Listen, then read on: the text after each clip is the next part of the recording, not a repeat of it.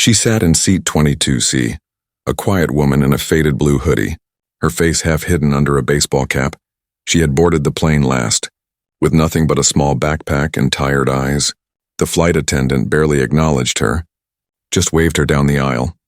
People glanced at her as she passed, not with kindness but judgment. Her seatmate gave a long sigh, obviously not pleased to sit beside her. He shifted in his seat, gave her a look that said she didn't belong there. She simply gave a faint smile and kept to herself. Her hands rested quietly in her lap, her back straight like she had learned in another life. When the drink cart came around, she asked politely for water. The attendant didn't even make eye contact, just handed her a half-warm bottle and moved on. But when the man next to her asked for wine, he got a full smile and a laugh in return. It was like she was invisible, or worse, something less across the aisle. A group of well-dressed passengers chatted and joked. One of them made a comment loud enough for her to hear. "Coach class gets rougher every flight," he said. Glancing her way with a smirk, she looked out the window and said nothing. But something deep inside her stirred. The plane hit a bit of turbulence, and a baby started crying 2 rows ahead. She reached for her bag and pulled out a small stuffed rabbit. With gentle words and a warm smile, she offered it to the baby's mother. The baby stopped crying within minutes. The mother mouthed a quiet thank you, but no one else seemed to notice. Minutes turned into hours, and she remained still. Almost too still. She wasn't sleeping, just watching, listening. Every time a flight attendant passed, she sat up straighter. Every sound from the cockpit, every announcement, she registered like muscle memory. Then it happened. An older man in row 15 stood up too fast, his face turning pale. He stumbled, clutching his chest, and collapsed in the aisle. Panic broke out instantly. Passengers screamed, and a flight attendant rushed over. "Is there a doctor on board?" someone shouted. No one moved. The plane was frozen in fear, until the woman in seat 22C stood up slowly. Her voice was calm, clear, and steady. "Move aside," she said. She knelt beside the man and began CPR without hesitation. Her movements were sharp, trained, precise. Someone asked, "Who are you?" But she didn't answer. Within moments, the man began breathing again. The cabin erupted in quiet relief. Some passengers clapped, others just stared. The flight crew thanked her, but still didn't seem to understand what they had just witnessed. She returned to her seat without a word, pulling her cap lower over her eyes. It wasn't until the pilot asked to speak with her that things truly changed. A few whispered words between her and the captain. He went pale, then picked up the satellite phone and made a call. Within minutes, the plane changed course slightly. Passengers were told it was routine weather avoidance, but it wasn't true. At 35,000 feet, a pair of fighter jets pulled alongside the commercial flight. Someone near the window gasped, pointing at the fast-moving escorts. No one could understand what was going on, except the woman in seat 22C, who finally looked up with calm, knowing eyes. The pilot's voice crackled over the speaker, strangely respectful now. "We'd like to thank a very special passenger on board today for her service." A few people looked around, confused, others curious, and then the name came. Not her real name, but her call sign. A quiet wave rippled through the cabin. The man who had looked at her with disgust earlier now looked away. Ashamed, even the flight attendants began to whisper among themselves. She was no ordinary woman. Her call sign was classified in some circles, but feared in others. She had once led missions that never made the news, and now, after years of silence, her name had triggered a protocol rarely used, the one that forced Air Force One itself to shift course, because she had just become someone they needed to talk to again. And all this began with a woman humiliated in seat 22C, until the sky remembered who she really was. The moment the fighter jets appeared beside the plane, tension rippled through the cabin like a storm. People pressed their faces to the windows, whispering to each other in confused voices. "Is this normal?" Someone asked. "No," another whispered. "That's military escort." The woman in seat 22C didn't move. She sat calmly, arms folded, eyes on the seat in front of her. But the look on her face had changed. No longer tired, no longer hidden. There was something sharp beneath the surface now. Something trained, something dangerous. Something that didn't belong in a coach seat at all. The captain stepped out of the cockpit, walking straight toward her. The flight crew parted for him without a word. He leaned down and spoke softly, but everyone nearby could hear the tension in his voice. "Ma'am," HQ confirmed it. Is it really you? She nodded once, no smile, no show, just quiet confirmation. He stood straighter immediately, like a soldier reporting to a superior. Then he said the words that made people turn and stare. Command wants to speak to you directly. There was no in-flight announcement this time. The crew just guided her quietly to the front of the plane. As she passed the rows of passengers, silence followed her like a shadow. Those who mocked her before now lowered their eyes. Uncertain, one woman whispered, "Who is she?" No one answered, but someone in first class murmured, "That's a military call sign." I've heard it before. High-level stuff. She entered the cockpit and took the co-pilot's seat with a familiarity that startled the pilot. In seconds, she was handed a secure line. A voice on the other end greeted her not by name, but by code Eagleshade. "This is Tower Watch," the voice said. "Confirm identity," she replied with a series of words that sounded like nonsense to the untrained ear. But it was a code, one only a specific group of people had ever been taught. The connection went silent for a second. Then the voice returned, calm but serious. "Protocol Blackleaf authorized. You're needed." She closed her eyes for just a breath, then said quietly, "I'm retired," the voice replied. "Not today." Back in her seat, passengers watched her return with a completely different energy. She was no longer invisible. The man who once scoffed at her now stood up as she passed, silently giving her space, but she didn't stop, didn't speak, just sat back in 22C and stared out the window. The escort jet still flanked the plane, steady as shadows. Then something even stranger happened. The pilot made another quiet announcement. "We are diverting slightly from our course at the request of national authorities. This is not an emergency. Please remain seated," but it wasn't just a diversion. This wasn't about turbulence or a sick passenger. This was about her, far above and ahead. Another aircraft was changing course too. Air Force One, mid-transit, shifted direction slightly to avoid crossing paths with the new priority flight below it. A call sign had done that, hers, in the back of the plane. The whispers had turned into stories. Someone claimed she was CIA.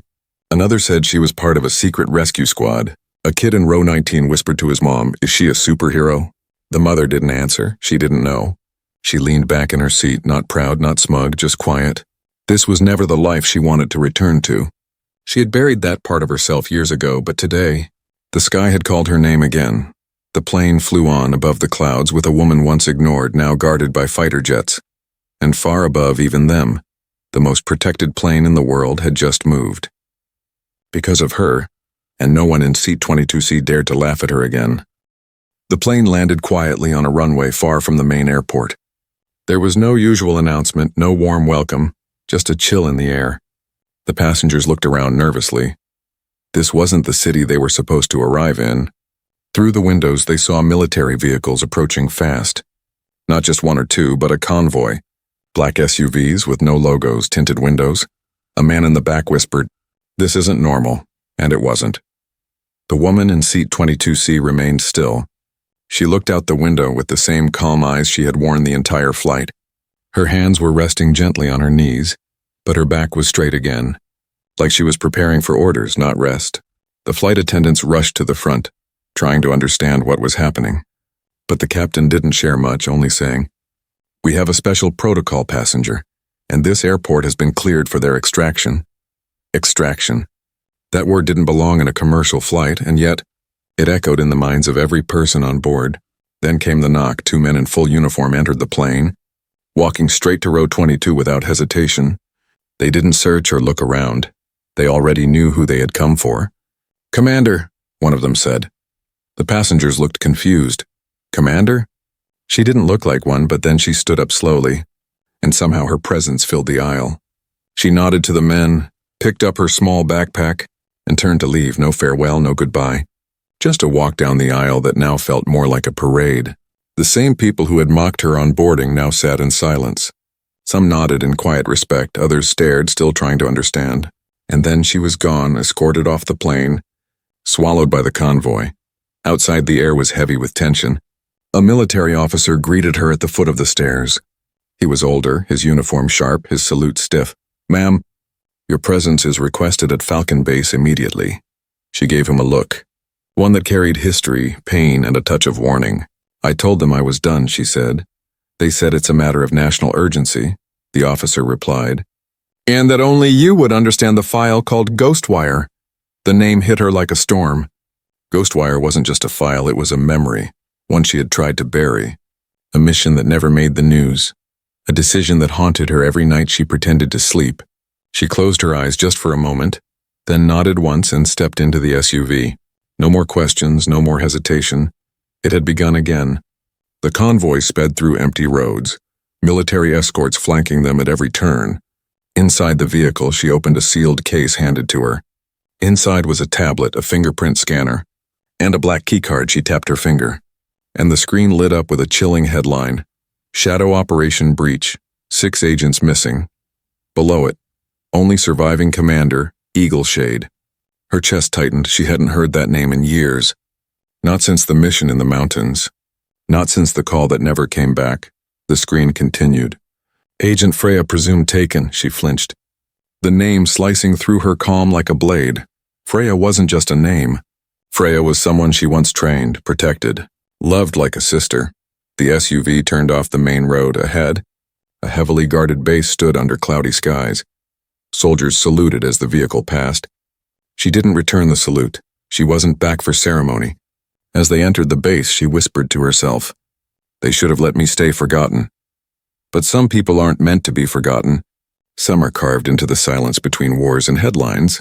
And now the woman once humiliated in seat 22C was the only one who could stop what was coming. The only one with the knowledge to find the missing agents. The only one who still remembered Ghostwire. And she wasn't ready to forgive the people who had pulled her back in. But she was ready to finish what they started. The base smelled like metal and memory. Old walls, buzzing lights. Polished boots tapping across floors that had seen secrets spilled and erased. She stepped into the debriefing room with no expression on her face. But inside, her thoughts were louder than any siren. At the center of the room, a large screen glowed blue with encrypted files. 3 men stood at attention, generals and analysts. The kind who spoke in codes and timelines. They stopped talking the moment she entered. She didn't salute, didn't smile, just pulled out the chair and sat down. One of them finally spoke, his voice careful. "You weren't supposed to be found like that," she replied calmly. "You never wanted me found at all?" The other man, slightly older, tried to soften the tension. "We need you for one last look, that's all. You have the deepest knowledge of the Ghostwire unit." She didn't blink. "I also buried that unit." The room went quiet, until the screen flickered and displayed satellite images, blurry heat maps of a dense forest. Then came photos, names, timestamps, and a final red-marked folder titled, Agent Freya, Status Unknown. Her throat tightened. She stared at the screen, her eyes burning not with tears, but with something older, regret. Rage, guilt. Freya had been her last recruit. Sharp-minded, kind-eyed, she had trained her from scratch. Shared meals, secrets, and missions, Freya had looked up to her. Not as a commander, but as a mentor. "Last signal was here," said the general, pointing at a digital map. "Eastern region, classified zone. Same place where we lost visual during Operation Black Ash," she interrupted. "No one was supposed to go back there." "That's exactly why someone did," he replied, "and now, she's out there." She leaned back in the chair, fingers steepled beneath her chin. "Why me?" she asked. "We sent in a retrieval team." "They didn't make it out," the general said slowly. Freya coded one last burst message before going dark. She said, "Only Eagleshade will understand the markers." Her heart stopped for a beat. Markers. That meant clues, coded signs left only for her to follow. Not technology, not drones. Not brute force, just memory, instinct, and trust. The room waited for her answer. She stood up slowly and walked toward the screen, zoomed in on the forest image with fingers that hadn't forgotten their skills. She found it. 3 trees bent in a strange shape, a signal. Her signal from years ago. Taught only to one person. Freya. "She's alive," she whispered. "She's sending a trail." The room changed instantly. A mission board appeared. Supplies discussed. Timing set. She didn't listen to all of it, just stared at the last image of Freya. Dust on her face. Bruised but eyes sharp, still fighting, still waiting. Outside the room, a familiar voice stopped her. A man in a gray jacket stood near the corridor, arms crossed. "You always come back to the fire," he said. She turned, surprised. "You're still here?" "I never left." He shrugged. Just waited for the ghost to return. He was once her second in command. They had survived ambushes, betrayals, and worse. He was the only one she trusted to watch her back when things got dark. And now, they were both being called into the dark once more. "You ready?" he asked. She gave a half smile. "The first in years, no," she replied. "But I'm going anyway." That night, under the cover of silence, she suited up, not in a polished uniform, but in field gear that felt like a second skin, boots laced tight, pack loaded light. She looked in the mirror one last time and barely recognized the reflection.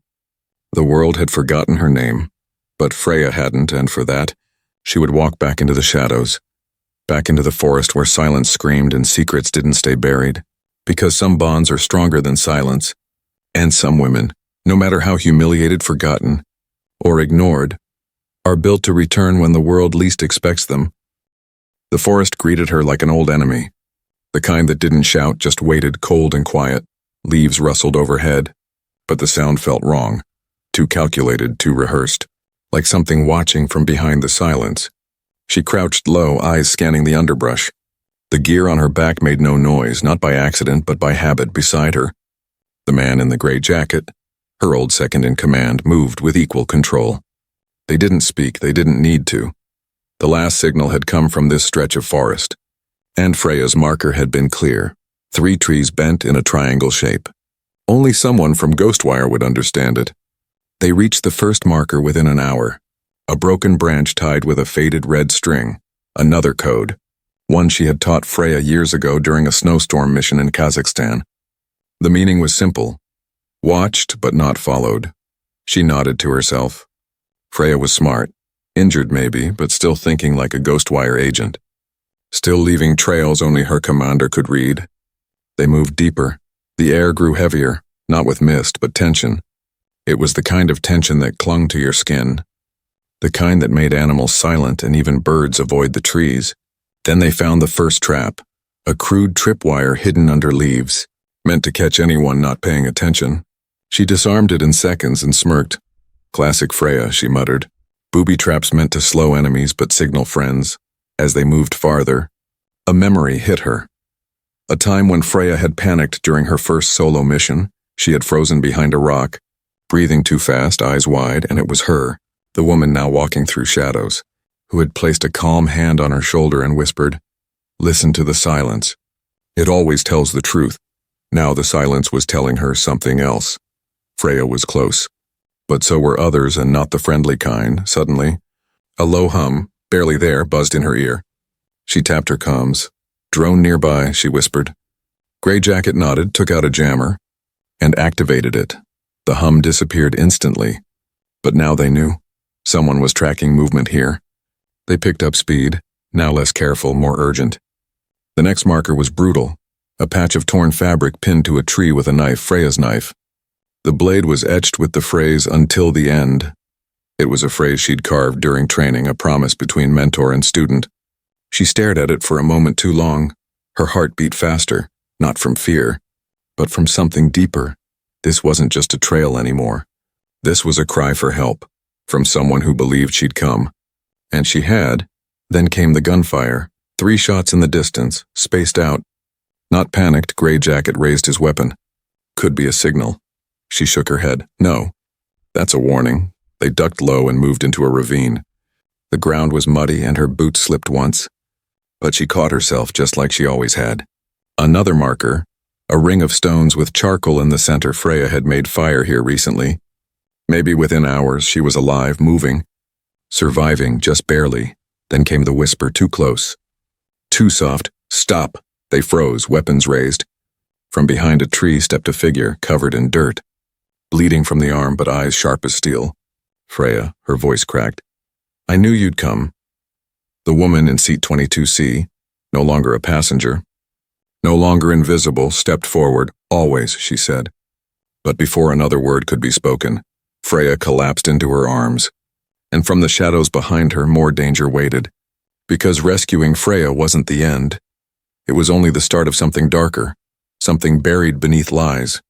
And now that she had stepped into the fire again, the world would soon remember the weight of the name Eagleshade. Freya's body trembled as it collapsed into her arms. But it wasn't just exhaustion, it was something deeper. Her skin was ice cold and her breath was shallow. The woman who once trained her cradled her close, whispering, "You held on long enough." "I've got you now." Gray Jacket crouched beside them. Checking her pulse, "She's in bad shape," he said. "She's been running, hiding, and bleeding for days." But Freya forced her eyes open, gripping her mentor's sleeve weakly. "They know you're here." They followed the call sign. Those words hit harder than any bullet. They hadn't just been tracking Freya. They had been waiting for the one person she'd call, the ghost they thought would never return, Eagleshade. She stood slowly, eyes scanning the forest. The silence was gone now. The forest was holding its breath. "We move now," she said. Gray Jacket hoisted Freya over his back. They began to retreat toward the evac point they had marked earlier. But something was wrong. Every tree felt too quiet. Every step sounded too loud. And then came the sound. A whistle, low and sharp. Then a pop. A flash grenade dropped right in front of them. Instinct took over. She pushed Gray Jacket and Freya down behind a log and dove the other way. The blast blinded the space around them for seconds. Then came the shadows. Figures in black. No flags, no faces, mercenaries, not soldiers. Bought silence, not uniforms. She fired twice before they even spoke. The first one fell, the second ducked. Gray Jacket covered Freya, returning fire from behind the log. The woman once humiliated in 22C moved like a storm. Rolling, firing, breathing through clenched teeth. No panic, just precision. One mercenary shouted, "That's her." "Eagleshade!" The name wasn't just recognized, it was feared. She could see it in the way their formation broke. They had been paid to find a ghost, not fight her. But they didn't retreat. They circled, trying to flank her from both sides. She ran low across a ridge, signaling with 2 fingers. Gray Jacket understood. He tossed a smoke canister. In seconds, the air was thick with fog. Using the cover, she moved fast toward a small ledge.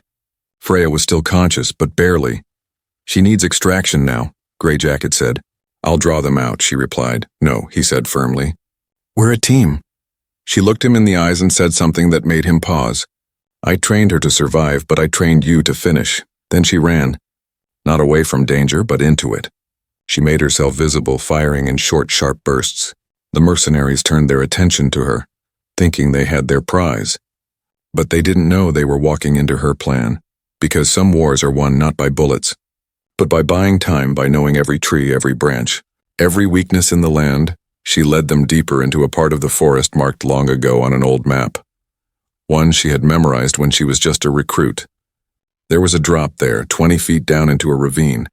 She ducked under the last log, leapt over a root, and then slid. Right as the 3 remaining mercenaries followed and slipped, crashing into the hole like dominoes. One tried to climb back up, but she was already there, weapon drawn. "You came looking for a ghost," she said. "Now you've met her." Meanwhile, Gray Jacket reached the evac zone with Freya. A military chopper hovered low, its blades cutting the air like thunder. Freya was lifted into the bird gently, her hand still gripping her mentor's knife, as if holding a promise carved in steel. Minutes later, the chopper circled back to pick up the woman who had saved them both. She climbed aboard, sweat on her brow, scratches on her cheek, but her eyes, those sharp, steady eyes, had never looked more alive. For the first time in years, the 3 of them were airborne together. The ghost, the student, and the old friend. And though Freya was silent, her eyes said everything. "I knew you'd come, and now, the world would learn the price of waking a shadow." Because Eagleshade wasn't back for recognition. She was back for closure, and whoever had betrayed Freya was next. The helicopter touched down at a remote black site, a base with no name. No flag. Inside, the air was cold. Not from temperature, but from secrets too heavy to speak aloud. They wheeled Freya into the medbay, her fingers still clutching the knife. The same blade she once promised never to use unless it was life or death. Now she had used it and nearly paid the price. Gray Jacket stayed by her side, his jaw tight. But it was the woman once humiliated in seat 22C, now known to all as Eagleshade, who never looked away. She paced outside the glass doors like a lion held too long in a cage, until a medic finally stepped out and nodded. "She'll make it," he said. But barely. Relief didn't show on her face, not because she didn't care, but because something deeper was still burning inside her. The question no one had answered yet. Who sent Freya into the forest? Who signed off on a mission that never existed? And why had her call sign, long buried, been leaked just before Freya was ambushed? She marched down the corridor past the security scans, past the locked doors into the war room, where the generals waited, thinking they were still in control. The lights dimmed as she entered, and no one dared speak first. She tossed a blood-stained GPS beacon onto the table. This was left in her gear, she said. It wasn't hers. It was tagged to a control tower here. A cold silence followed. The youngest officer shifted nervously. She zeroed in on him with the precision of a sniper. You sent her, she said, his voice cracked. I didn't know what the mission really was. Then you're either lying, she said quietly, or you're too naive to wear that uniform. Then the room darkened again. A secure screen lit up, someone from DC. A face appeared. Clean-shaven official, Commander, he said. You were never supposed to be on that flight. And yet I was, she replied. And now I'm here. The man leaned forward. We needed confirmation Ghostwire protocols were still viable. She stared at him like stone. You used Freya as bait, she said, and you let my name leak to draw out the wolves. The man didn't deny it. He only said, it worked, for the first time since returning. She showed real emotion, a quiet, bitter laugh. You know what else worked? She said, I just recorded this entire conversation. The room froze. One of the generals stood furious. You breached security. She turned to him slowly. You breached humanity. Then she tossed a small device onto the table. An encrypted recorder, now uploading to 3 off-site locations. If anything happens to Freya, or to me, she said, this file goes public. Every mission, every name, every lie. The silence was final. No one spoke again because they knew. Eagleshade didn't bluff. She never had later that night. She sat beside Freya's hospital bed. The girl was pale but awake. Her eyes opened slowly. You shouldn't have come, Freya whispered. I always come, she replied, brushing a leaf out of Freya's tangled hair. Freya gave a weak smile. Did you scare them? She smiled back for the first time in days. They were already scared. I just reminded them why. A soft knock came at the door. Gray Jacket entered with a backpack. Hers inside it was her old ID tag, the one she had thrown into the ocean years ago. You're not done, he said quietly. But maybe now. You choose how it ends. She looked at the tag, then at Freya, then slowly slid it back into the bag. I choose peace, she said. But if they ever come for us again, Gray Jacket finished the sentence for her. They'll wish they hadn't. As the sun rose beyond the horizon, painting light on classified walls, a quiet soldier, once dismissed, once mocked, now walked through the halls like a legend reawakened. She had boarded a plane in seat 22C with no one caring who she was. She had left it with fighter jets in the sky and secrets chasing her shadow. But in the end, it wasn't her call sign that made her powerful.